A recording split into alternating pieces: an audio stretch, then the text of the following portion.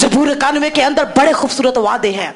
लिखा जो हक ताला के पर्दा में रहता है वो कादर मुतली के साये में सुकूनत करता है।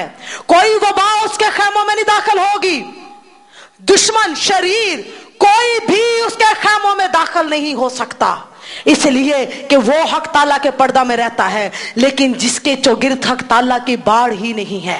हमारा तहफ़्फ़ुज़ जौन सा है कलाम ने हमें बताया है कि वो कहां पर है। फिर यहां पर लिखा हुआ है आगे 6 आयत में 4 बाब की, गर्ज हम दीवार बनाते रहे और सारी दीवार आधी बुलंदी तक जोड़ी गई क्योंकि लोग दिल लगाकर काम करते थे।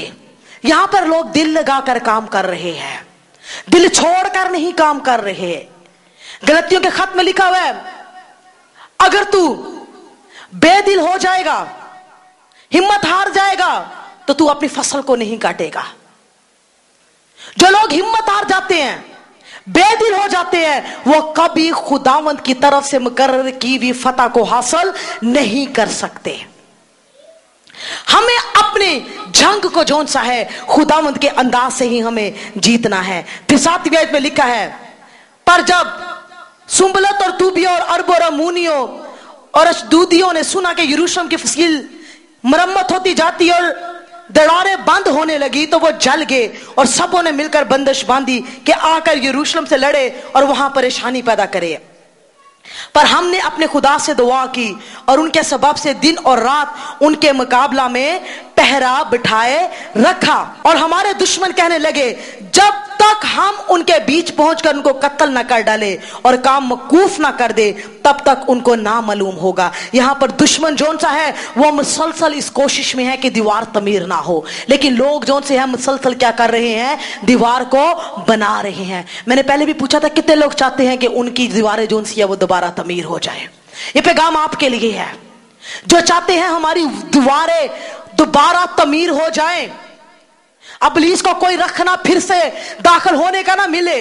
जो तबाही उसने आज मचाई हुई है, जो बीमारियां, लड़ाई झगड़े, तरह तरह के हालात उसने आज पैदा किए हैं, वो दोबारा ना होने पाए। वो किसी जोर से नहीं होंगे, वो दीवारों के दोबारा तमीर होने के वसीला से होंगे। यहां पर बड़ी खूबसूरत हमें मिसाल नजर आती है। उन्होंने मुसलसल काम किया है, बगैर रुके काम किया है। दुश्मन उनके पीछे है, दुश्मन काम को बंद करना चाहता है, लेकिन वो काम जौन से है वो करते रहे हैं। फिर आगे 13वीं आयत में लिखा है मैं जहां जहां खुला था लोगों को अपनी अपनी तलवारें और बर्छियों को मान लिए हुए उनके घरानों के मुताबिक बिठा दिया। तब वो देखकर उठा और अमीर और हाकिम और बाकी लोगों से कहा तुम इनसे मत डरो, खुदावंद जो बुजुर्ग और महीब है याद करो और अपने भाइयों और बेटे बेटियों बीवियों और घरों के लिए लड़ो। यहां पर एक खानदान की तस्वीर नजर आ रही है कि तुम किसके लिए लड़ो, अपने घराने के लिए लड़ो। लोगों ने दुनिया से बड़ा दिल लगाया हुआ है, लेकिन मैं आपको बताऊंगी चंद रोज की जो आपको शादमानी है, खुशी है, यह वक्ती है। हमारी दायमी खुशी और दायमी इत्मीनान सिर्फ हमारे खुदावंद के वसीला से और हमारे खुदावंद से मिली हुई बरकत के वसीला से है। और यहां पर वो कहता है कि तुम अपने अपने घरों के मुताबिक उनको बिठा दिया और कहा अपने घराने के लिए तुम क्या करो, लड़ो। और 16वीं 17वीं आयत को हम पढ़ेंगे। लिखा है आधे नौकर काम में लग जाते और आधे बर्छियां और ढाले और कमाने लिए और बख्तर पहने रहते। और वो जो हाकिम थे यहूदा के सारे खानदान के पीछे मौजूद रहते थे।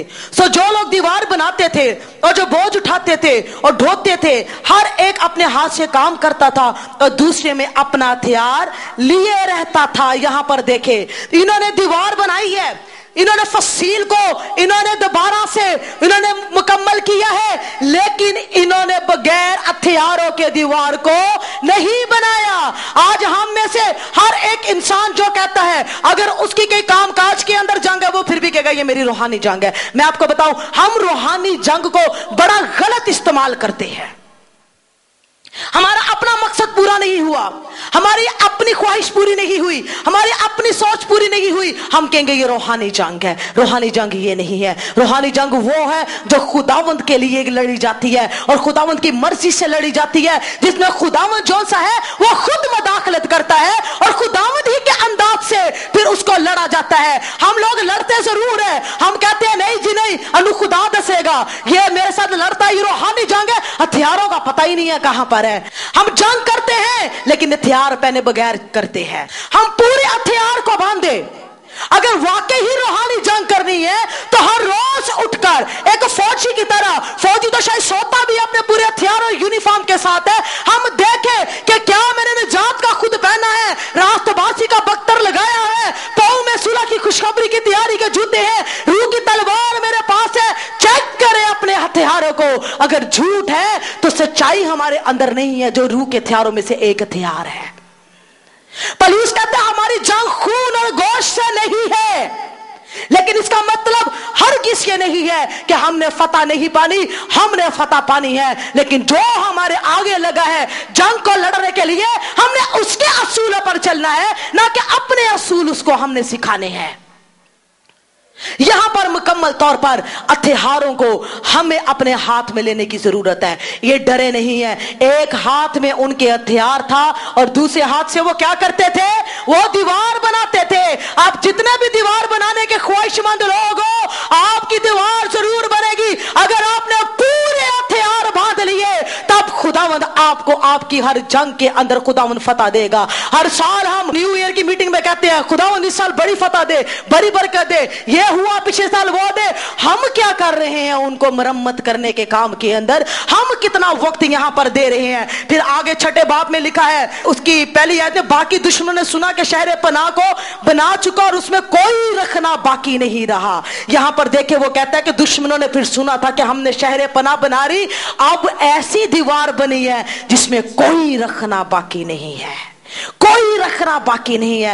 इब्लीस को आपकी पूरी दीवार में से इतना सा भी सुराख मिल जाएगा, वो अपना काम वहीं से कर देगा। उसके पास बड़ी वैरायटी है अपने हथियारों की, अपने तीरों की, अपने मिसाइल की, वो छोटे से छोटा भी कोई इस्तेमाल कर देगा उस छोटे से सुराख में से दाखिल करने के लिए। इन्होंने ऐसी दीवार बनाई है कि कोई रखना बाकी नहीं रहा। लेकिन दीवार तब बनी है जब इन्होंने मुसलसल काम किया है, मुसलसल काम किया है। जो पतरस जो था वो कैद खाना के अंदर था, लेकिन कलीसिया उसके लिए बदिलो जान दुआ कर रही थी। कलीसिया तब तक नहीं उठी जब तक पतरस ने रहाई नहीं पाली, और पतरस जब तक उनके पास आ नहीं गया, कलीसिया तब तक बैठी रही है, मुसलसल दुआ करती रही है। दुआ जौन सी है ये हमारा बचाव भी करती है और ये दुश्मन पर हमला भी करती है। और मैं आपको बताऊं, ये दुआएं ही हैं जिनके वसीला से हम अपनी जिंदगी की जंगें जीतते हैं। खुदावंद की फौज के अंदर सारी फौज को ये दोनों हथियार रखना जरूरी है। आपके अंदर इस कदर ईमान हो कि जो ही इब्लीस का वार चले, आप ईमान की सिप पर उसके सामने दिखाओ, आपके ईमान को देखकर इब्लीस आप पर वार नहीं करेगा। दुआ जौन सी है ये हमें इब्लीस के हमलों से बचाती भी है और हमें इब्लीस पर हमला करने में भी मदद देती है। ये एयरफोर्स की मानद है। दानियल तो जमीन पर दुआ कर रहा है, लेकिन दानियल के लिए आसमानी मकामों पर जंग शुरू हुई है और खुदावंद की लश्कर के अंदर जो जंग जो फरिश्ता है मिकाएल, वो दानियल की मदद के लिए वहां पर आया है। जब हम इस तरह की दुआएं करेंगे तो हमारी मदद के लिए भी वही जंग जो फरिश्ता आएगा। उसी तरह आसमान पर लड़ाई होगी, उसी तरह से फतह मिलेगी, उसी तरह से मोक्कल बांधे जाएंगे। हम अपने दुश्मन की पहली बात है पहचान करें कि हमारा दुश्मन कौन है। जितने मर्जी हमारे दुश्मन हो, लेकिन उसका एक ही नाम है और वो क्या है? इब्लीस है। खुदा ने बागे अदन के अंदर ये कहा था कि मैं औरत की नस्ल से किसी को लेकर आऊंगा जो इब्लीस के सर को कुचलेगा। जब इब्लीस के सर को कुचलने वाला हमारे साथ है, वही हमारे दुश्मन पर गलबा पाने की कुदरत रखता है। इब्लीस तो दुनिया में मौत लेकर आया है। मौत यीशु का आखिरी दुश्मन था, जिस